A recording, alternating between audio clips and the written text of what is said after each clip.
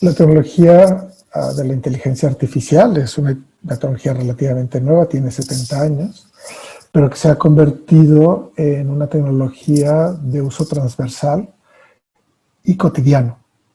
Y quizás su característica más distintiva ahora es que es invisible. Casi cualquier persona que tiene un teléfono móvil o que utiliza un navegador como Google y las herramientas que sostienen a Google está haciendo uso de la inteligencia artificial. La inteligencia artificial es la que está detrás de las recomendaciones que hace Facebook, las que hace Twitter, la logística que tiene Amazon o el tipo de recomendaciones que hace Amazon, las recomendaciones que hace Netflix. Se utiliza en distintos aspectos de la vida cotidiana, como en el soporte a la toma de decisiones clínicas, o en algunos sitios se utiliza para facilitar la tarea de los jueces y de los abogados. Se utiliza para vender y comprar cualquier tipo de productos e incluso en la bolsa. Si alguien ha utilizado un instrumento como el Waze, sabe que está utilizando, y si no lo sabe, está utilizando inteligencia artificial. Y todo este conjunto de herramientas que son producto de la inteligencia artificial tienen dos motores fundamentales. Uno son los datos de los individuos y otro, un conjunto de sensores que o bien están distribuidos en la red de comunicaciones, la red telefónica, o sensores que la gente utiliza. Puede ser que vaya cambiando de sitio y las distintas antenas te van localizando, o tú mismo con una de estas cintas que tiene un marcador de actividad, o tu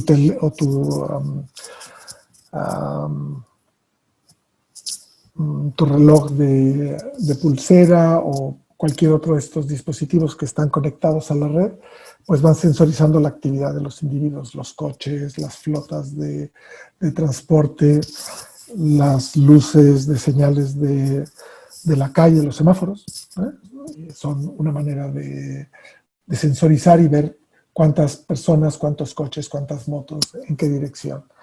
La forma de organizar la logística en los hoteles para las reservas también está guiada por la inteligencia artificial, y otra vez maneja un conjunto de datos muy grande que son producidos por las personas. Así es que el principal motor son aquí los datos. Así es que la primera pregunta que nos tenemos que hacer es ¿de quién son esos datos? Si la gente que está proporcionando esos datos es consciente de que esos datos están siendo usados, si estos datos están de una manera correcta anonimizados para que no se identifiquen las personas y por lo tanto no se les pueda clasificar o no se pueda utilizar para nada en contra de las personas. Y luego habría que saber dónde están esos datos. En el caso de una ciudad, los datos deberían pertenecer a la propia ciudad, al ayuntamiento, pero nunca a las empresas, porque las empresas, claro, deberían firmar contratos con los individuos para facilitar el seguimiento, la trazabilidad de los datos, y luego debería ser transparente para el individuo que genera estos datos, qué está ocurriendo con ellos y para qué han sido usados. Así es que en una ciudad inteligente que sea justa, lo primero que tenemos que hacer es preguntarle al ciudadano si está de acuerdo en que todos estos datos se adquieran de manera automática y luego se utilicen con un sentido u otro, y habría que explicarle para qué se utiliza. Y el ciudadano debería tener la capacidad de decir, no quiero que mis datos estén allí, o en algún momento si decide, hoy sí, mañana no, pues también poder eliminar los datos, ¿no?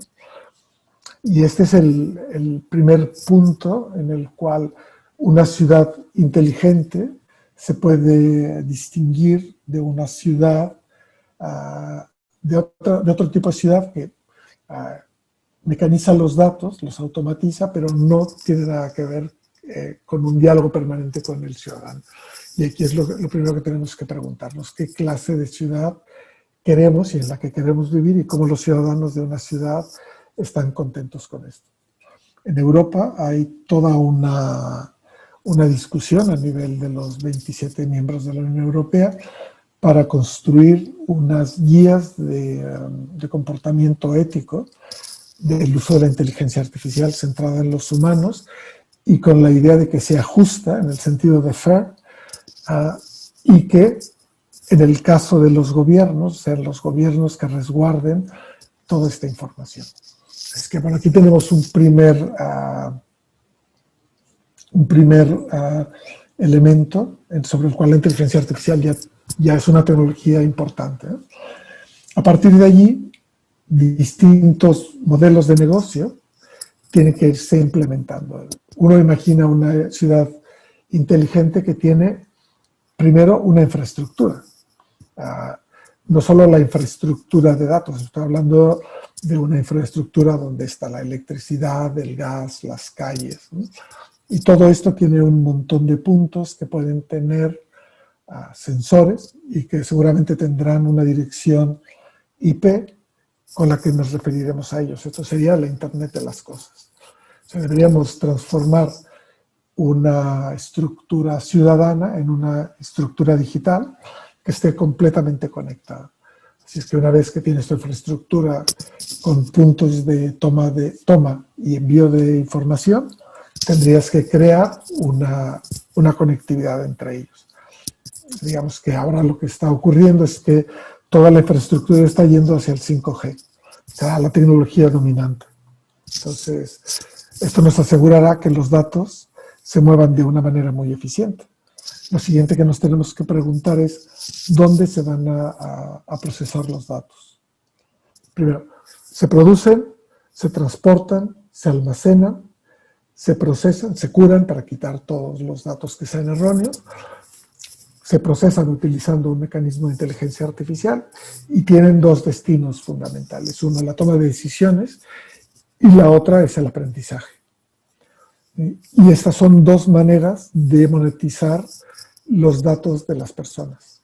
Cuando tú tomas una decisión, puedes hacer, por ejemplo, una recomendación, y cuando aprendes, puedes, por ejemplo, aprender los gustos de un individuo o de un conjunto de individuos que tienen rasgos comunes y son todos de la misma clase, son todos del mismo club de fútbol, y les vas a recomendar lo mismo, o les gusta el mismo tequila, que es el caso de tequila, y les vas a personalizar el tipo de oferta para cuando van allí, ¿no?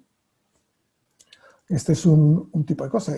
Y sobre todo, si luego piensas en estas infraestructuras para recomendaciones como por ejemplo las de turismo, debe existir en algún sitio un perfil del visitante, de tal manera que cuando llegue a la ciudad, ese perfil se integre con los datos que tiene la ciudad para poderle recomendar que haga un tipo de actividades u otras dentro de la ciudad. Que se haga, por ejemplo, el recorrido de una de las destilerías y termine comiendo en un restaurante, y le recomendarás el tipo de restaurante, o que visite el mercado y vaya al mercado y en cierta zona pues haga un cierto tipo de compras, o vaya a ver los alrededores de la ciudad, elegirle el tipo de hotel y el número de noches que podría pasar dentro de una ciudad. Y esa es otra manera.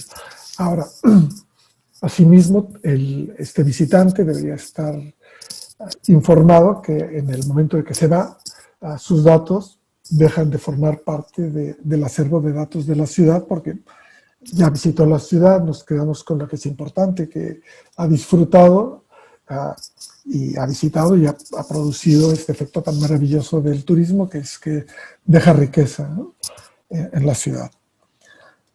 Luego, claro, estos datos bien utilizados permiten agilizar y mejorar la toma de decisiones. Son una fuente invaluable para que pues los gobernantes tomen decisiones de dónde abrir calles, dónde cerrarlas, dónde poner nuevos estacionamientos, dónde han de ir los nuevos hospitales, cuáles son las vías rápidas para utilizar en el caso de que haya cualquier contingencia, cómo deben moverse las ambulancias, etcétera, etcétera, ¿no? Y este tipo de información es valiosísima, pero otra vez siempre debe estar asesorada de tal manera que el ciudadano se sienta respaldado por el conocimiento de que hay alguien que está velando por sus datos.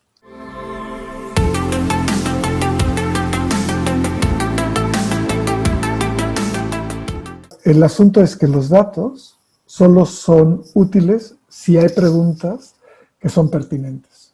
El hecho de tener muchos datos no sirve para nada. Yo creo que es un error muy importante pensar que porque tenemos muchos datos vamos a resolver todas las preguntas. Primero hay que saber las preguntas para saber qué datos vamos a tener y por lo tanto precisar el tipo de sensores que son necesarios. Pero en el fondo, claro, la situación de la pandemia genera circunstancias muy particulares.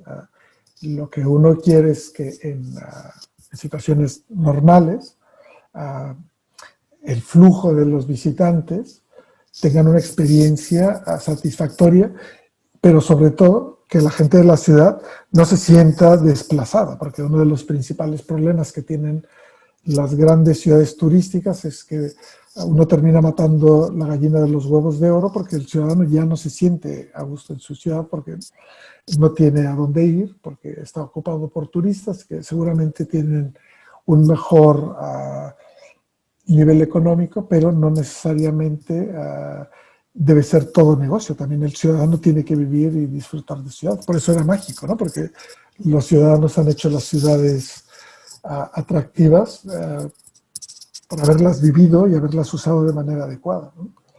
El turismo tiene que ser precisamente una buena combinación entre calidad de servicio y calidad de vida para el ciudadano. Es decir, no debes perder tú como ciudadano porque haya más turismo. Bueno, es una de las ideas que subyacen al uso inteligente de los datos para promover turismo de calidad. Y esto sin contar el hecho de que tener más turistas pues implica un gasto mayor de agua, produce más contaminación, hay que mejorar los servicios de limpieza, los servicios de seguridad, porque las ciudades bonitas que atraen turismo pues también atraen crimen y eso es una cosa que también hay que proteger. La seguridad es importante y una parte de la estructura del Internet de las cosas permite hacer un trazado mejor de las posibles fuentes de crimen y localización más rápida de los malhechores. Esta es una de las grandes ventajas porque, claro, tienes más sensores. A cambio, el ciudadano pierde privacidad e intimidad porque hay sensores, hay cámaras y esto tiene que ser muy claro para la gente desde el principio. Tiene que saber que hay cámaras, están haciendo filmación, pero que si no son necesarias, esas no serán utilizadas para identificar personas, a menos de que haya habido alguna cosa delictiva y que un juez lo permita así, ¿no? Y este es el justo medio, es decir, tecnológicamente la inteligencia artificial te puede proveer de casi cualquier mecanismo para el uso de los datos y responder preguntas, generar conocimiento, pero todos estos deben estar siempre supeditados a que el uso de la información y de los resultados tengan un respaldo legal y ético.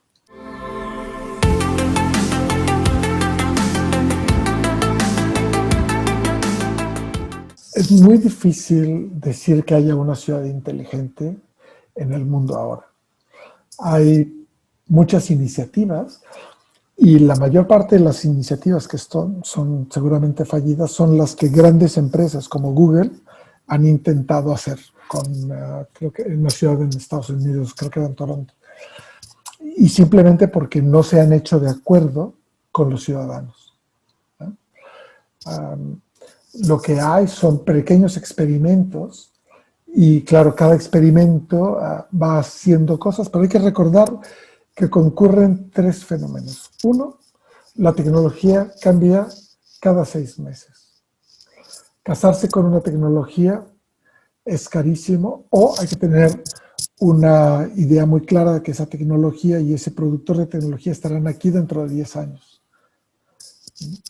La otra es que, eso es solamente la tecnología de sensores. La tecnología de ordenadores, como bien dice la ley de Moore, también sigue cambiando, o sea que cada vez es más barato. Pero no hay que caer en la obsesión de tener muchos más datos, porque tener mucho más datos significa congestionar las redes de transporte, significa pagar por el almacenaje y pagar por el centro de cómputo porque hay que analizarlos. Entonces, por ejemplo, en Ciudad de México hay un comité que se llama C5 y ellos estaban pensando en cambiar las cámaras de vigilancia de la Ciudad de México. Son miles de cámaras. Pero simplemente el hecho de cambiarlas de tecnología es multiplicar por mucho la cantidad de memoria y la cantidad de procesado. Entonces, fundamentalmente las buenas prácticas son diseñar la red para las necesidades a corto plazo, porque hacerlo a mucho tiempo no tiene mucho sentido porque la tecnología va demasiado rápido. Y sobre todo, que en todo hay que aprender. Es decir, tú no puedes generar una ciudad inteligente si los ciudadanos no saben de la tecnología. Y lo que ocurre en la mayor parte del mundo es que los ciudadanos de a pie son usuarios, no entienden la tecnología. Entonces, lo primero que tiene que hacer una ciudad inteligente es hacer que sus ciudadanos sean digitalmente alfabetizados. Si ellos no saben cómo se utiliza la tecnología y son simples usuarios, por muy hábiles que sean, no entenderán los beneficios. Y el beneficio será que con la infraestructura y entendiendo la tecnología generen nuevas ideas de negocio. La innovación no la hace alguien que no entiende la tecnología, la hacen usuarios que entienden la tecnología. Y esto pasa porque en las escuelas primarias los profesores de primaria le enseñan a los niños, porque los papás no saben, así es que hay que llevarlo a la escuela, o sea que el Estado tiene que educar a los profesores de primaria para que estos enseñen a nuestros niños a utilizar la tecnología. Y esto es el primer paso de una ciudad inteligente. La democracia griega tenía sentido porque todos los ciudadanos iban y votaban y discutían en el foro, es decir, entendían el mecanismo de la política. Si nosotros solo tenemos la infraestructura y todas las cosas, no podemos de ninguna manera adelantar en innovación. La innovación vendrá de otro sitio y la tendremos que pagar. Así es que quizás la mejor de las prácticas es la que hacen los finlandeses y los suecos, que es educar a toda la sociedad para que entienda la tecnología y sean capaces de innovar con esa tecnología. No existe mejor regla de oro que es tener ciudadanos educados y en este caso en la tecnología.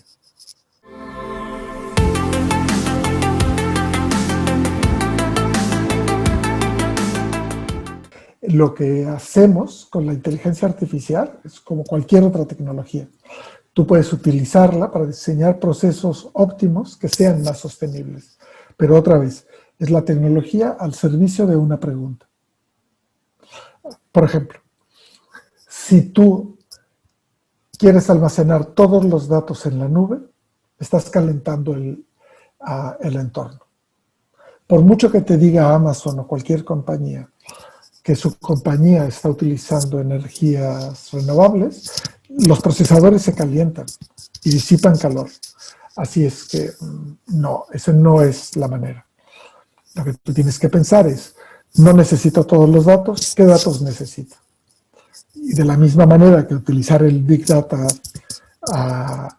simplemente porque sí, pues utilizarás muchos ciclos de máquina que calentarán otra vez el entorno y otra vez lo mismo. Entonces, la sostenibilidad, como todo, es una práctica, y es una práctica de pensar localmente y actuar localmente para pensar globalmente, ¿no?